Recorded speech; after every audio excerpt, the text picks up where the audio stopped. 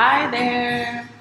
Welcome back to Moving. I'm Natalie Rand and I'm here to move with you today. And I wanted to talk with you about basic daily movement. So, when we talk about the benefits of moving, it's so incredibly important to move every single day, even if it's just walking. It doesn't mean it has to be some extreme over the top workout, but the benefits compound. And if you know anything about compound interest, it's very much the same with your body. Your body keeps the score. So when you do a little bit for your body, every little bit that you do on a regular basis really, really benefits you more than doing like once a week, doing 2 to 3 hours a day. It's just, it's your conditioning.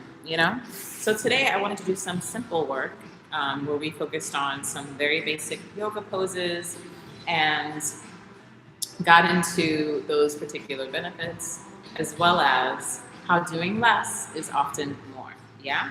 So I'm Natalie Rand, your host with the most, Ayurvedic practitioner, SCU enthusiast, yoga, Pilates extraordinaire, and I'm excited to walk you through today. All right, we'll spend our usual amount of time, and then, feel free to chime in because I love it when people have parts and things here. It makes me happy. All right, so we're gonna get right into it. I have my little mat here. And we'll start on our mat, seated, across the legs. And the first thing we'll do is just try to find a tall spine. If you are not tall enough, or put it this way, if your back doesn't feel strong enough to just sit up tall like this, you can always grab a chair. Okay? And we'll probably do like a solid 20 minutes, yeah? So let's go and get in from the side. Back nice and tall. And we're going to work on the first exercise, which is just taking a nice deep breath, breathing all the way to the sides of the ribs. Take a nice inhale for 1, 2, 3, 4, 5. Exhale through the mouth. Breathe in. Inhale. Exhale.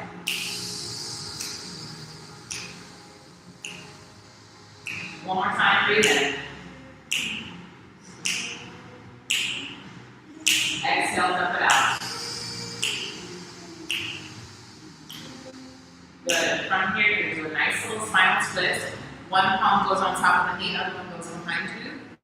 Look to where you can. Make sure your pelvis stays directly forward, so both points of the hips stay forward as you stretch. Lift out of the waist to do so that way your hips aren't just going with you. You're actually moving from the left to the way as you look right. And then come back to center, same thing on the other side, breathe in. Exhale, twist. And then come back to the center. From this position, you're going to roll the head all the way around. And then have yourself lift up in front of the chest, other direction, circle the head all the way around. Good. And then you'll come to the center, go onto both knees and feet, and go into a cat-cow. You're going to tuck your toes behind you today. Arch the back and open up the chest. And then tuck the tail and curl the spine and drop the head. Again, tuck the toes, arch the back, and then pat the cow. And then arch the back, curl the spine all the way up. One more time, tuck the toes and open up the chest. You're going to go neutral to the spine and then look over to the left, back towards your heels, stretching out the side of the waist. Come back to the center, look to the opposite side, lengthening the waist. And then center, right? So if you have any wrist issues, you can skip this, or even go all the way down toward the elbows on the forearms, which is a nice variation, or push your fists down, all right? So palms flat otherwise. You can soften the elbows a little bit, reach one leg directly behind you as you reach long with the leg. Take a nice deep inhale and exhale, and then you're gonna lower the leg down. Tuck your toes and stretch back into the heel, and then bring it back up and over, lengthening through the leg, and tuck the toe and stretch again. So nice and simple. Each time you go over the body, it's almost like you're going into a plank position or push-up position. Using the abdomen, squeeze the belly in and up. Yeah, so you should center the waist and then tuck the toe. Once more, and then same leg, press, and then release. Same thing opposite side. So reach one leg back, lift it off the ground, flexing through the heel. Notice my hips want to open. Make sure the hips are even so they face your mat. And then tuck the toe and stretch. Nice and simple. And press into the mat, lift the leg, lengthen it,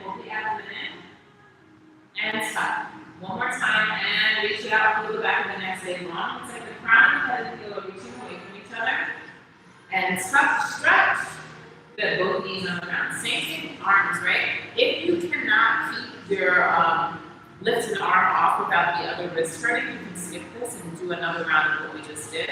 Reach one arm forward, looking toward the floor so you don't compromise your neck. All right, and then reach like you're shaking someone's hand in front of you. And then lower down, same thing, same arm, push it to the floor. It's more important that the stabilizing arm is working like crazy. Keep the shoulders away from the ear. Your abs should be working hard and come down. And one more time, reach. This same exercise, if you want to advance, you can go all the way into plank position. Same thing, opposite side. Push it to the floor, push the floor away from you as you reach the arm long, press, press, press, and bring it down. Make sure those shoulders don't go toward the ears. Press, reach, press, and down one more time, and reach long, lengthen, and release. And you know what's next. Opposite arm to leg. One arm is going to reach out, the left leg is going to reach out. Reach long, nice and strong, and bring it down. Press the floor. Push away from the floor to get the leg to reach away from you, pulling the abdomen in and up, and down. One more time on the same side, and reach it back, pulling the abdomen in. Push the floor away so the shoulder blade goes down and back. Switch sides. Same thing, opposite side. Reach it long, push the floor, push the floor, push the floor. And down. Two more. Reach long. Push the floor away from you as you lengthen the arm, lengthen the center. You're lengthening your spine by reaching the limbs away from one another. Last one, reach long. Good. And then come to a seated position. Right? So you're just going to sit. If this is okay for the knees, sitting on the knees, take a nice deep breath, nice long spine. Good. All right. From here, we're going to prop up onto the knees. We've done some of these variations in the other videos. The main component is finding the lift in between the inner thighs and the knees. When you're in this position, if your legs are just hanging out, oftentimes it's just the fact that there's not enough muscles developed around the knees that are not strengthened. So when you're on top of the mat, especially if it's a really flat mat, that's like a whole other conversation. Feel the inner thighs lift up. All right, reach the arms long, okay? From this position, you're gonna lengthen the arms, press away from the center of the body. Feel the abdomen lift, feel the inner thighs lift, feel the front of the shins make as much contact as they can, and then release, all right? That's a great starting place. If that's too much, you can stand up. Same thing, reach out, press the arms apart, and then continue. If you're gonna move off with me, reach one leg out, tip your body over, and you're going to balance on one arm, right? You'll know right away if you need to go back to the last position, okay? And then from this position, you're going to reach the right leg out. So this is kind of like your side plank in a very respectful way, all right? You can look up toward your hand if it's okay for you. Lengthen through the fingertips. Feel your hips working. Feel your palm push the floor away from you. And then lower the leg down, all right? If that's enough, get back up to that first position where we're on our knees and we press our palms away from the center. Lift and lengthen out. If you feel like this is just not enough for you, activate your palm, activate the bottom leg. Again, reach long. Or if you really, really feel like you need more, bring both of your feet down to the floor and repeat the same exercise. So one leg's going to come up and one leg goes down. Right? One leg goes up. And one leg goes down. Same thing, right? So you have options. And we're just doing about 10 of these. Reach the arms. You can look directly in front of you if you feel the neck is giving you too much trouble. Twice more reach. Good. One more time. This arm is not relaxing in the sky. It's reaching away. Good. And from here, we're going to push down on the foot and bring our body all the way back up. Back to our starting position, right? Press the walls away from you. If you were here the whole time, I have to commend you for respecting your body's limitations or just respecting where you are today, all right? We're going to go to the second side. Feel the inner thighs lift up, right? Reach the arms out. You have the option to stay here the whole time as you pull the pelvic floor muscles in and out, the navel in. Press the imaginary walls away from the center. If you're coming with me to the next side, you can lengthen out. Reach the fingertips up to the sky as you push the floor away from you.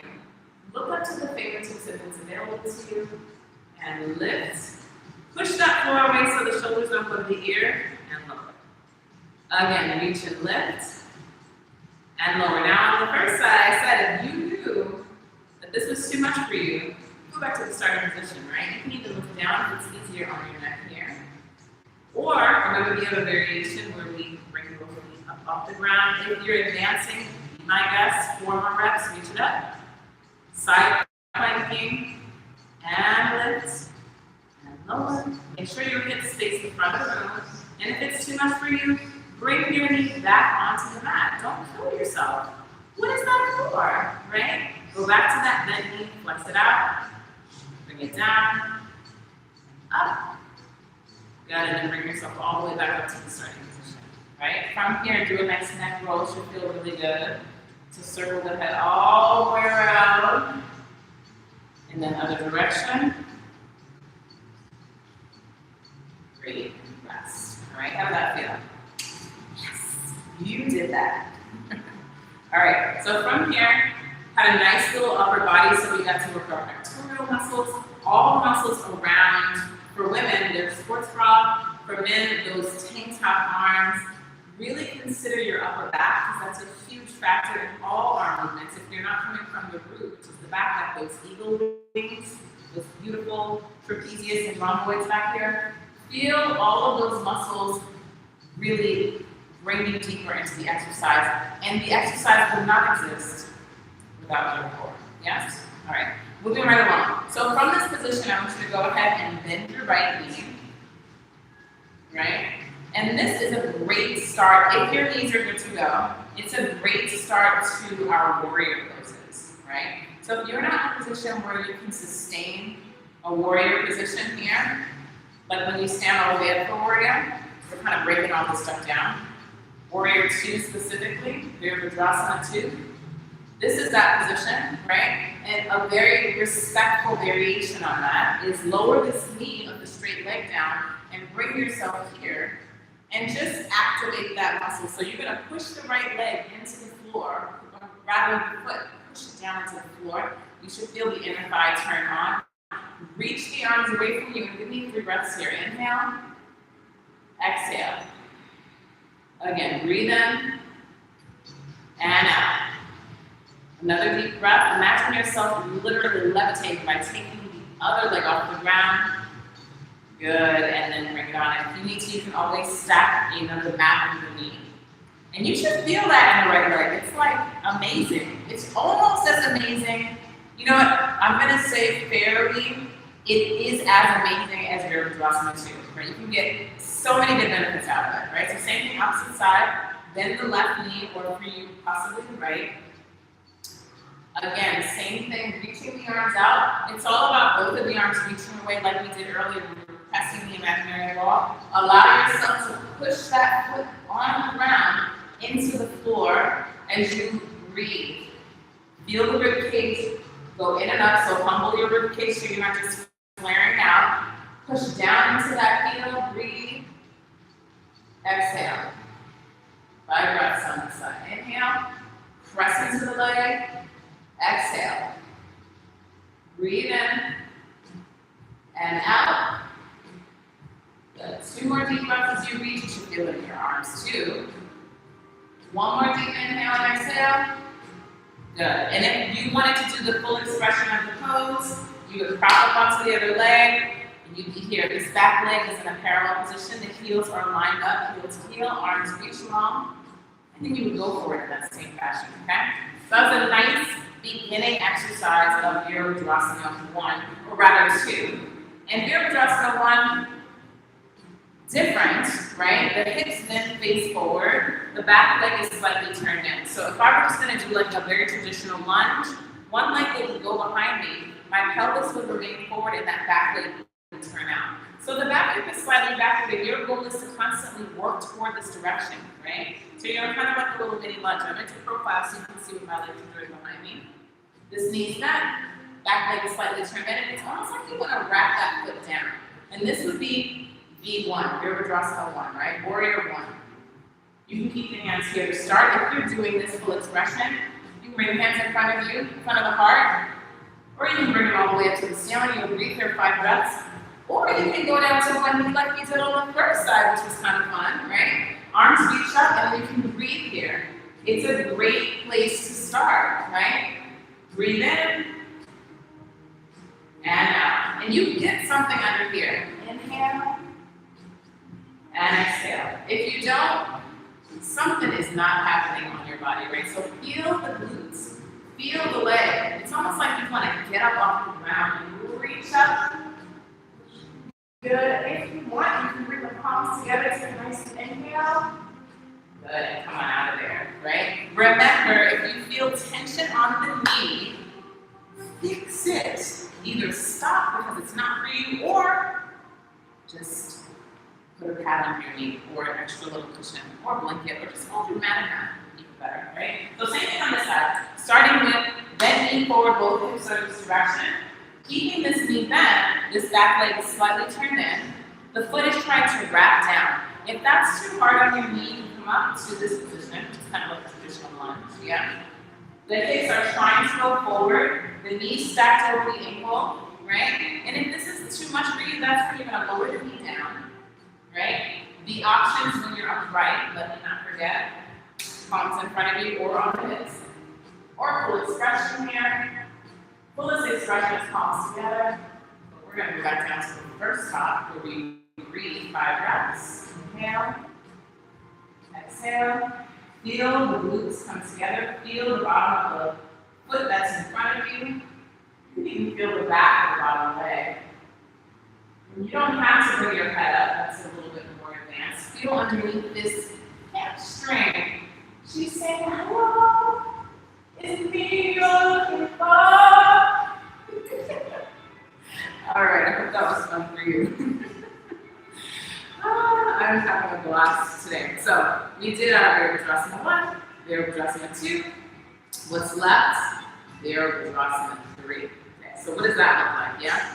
So Virabhadrasana 3 is the first opportunity that you have to bring a leg, foot off the ground. Yeah. So it's going to go like this. Let me show you. One foot steps in front in parallel position. Opposite leg reaches back, and then you basically pitch forward. So already, if there's a balance issue, it's called, okay, let's make an adjustment. You get 2 options, right, for balance. You can grab onto something, right, like the wall, where you're standing there and one leg is back, and you're just balancing, right? You can stand with your hands on the hip and just bring your foot off a little, right? Now, you can also put the hands in front of you like there's a heart here, or the arms can go above you. Now, when you're bringing the arms above your head, if you're doing Virabhadrasana 3, here, it's really hard because gravity is not our friend, right? This hip should not be turning out. It should be turned toward the ground like it was earlier, yeah? So the body is ultimately parallel. The chest is parallel to the floor, and it's almost like you're Superwoman or Superman, right? You're able to super big, right? You're flying here. Now, you're going to give me 3 breaths here. You can bend this knee if it's too much on your body. The main goal is keep those hips facing the ground and breathe. Inhale. This is also another position that you can do. Arms out as an airplane. You got 3 more deep inhales. Pull the abdomen in and keep the toes facing the ground.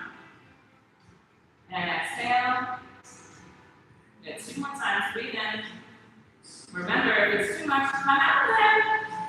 And come on up. It should feel really sensational in the back of that leg. We want to work the posterior of the leg so they work for us, yeah? Same thing opposite side. Reach one leg behind you. Hips are square. Allow that leg to tip like a teapot forward. Flex the heel. Hands can go in front of you. 5 breaths. Reach the arms out. You can even bring them above you. If you bring them above you, it's like someone's pulling you that way and the heel's going the other direction. Make sure the hip faces the mat and you're breathing. In through the nose, out through the nose. The breathing is more important than the actual pose. Because without the breath, it's just painful and uncomfortable. Okay? Good. One more deep breath here. Good. Bring it all the way upright. Do you remember what the modifications were on that side? They were to find a wall.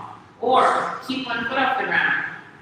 Yeah? Push away. My secret to most movement, let me tell you my secret. I always think of how can I be stretching one side? Like I try to find like the luxury in the movement.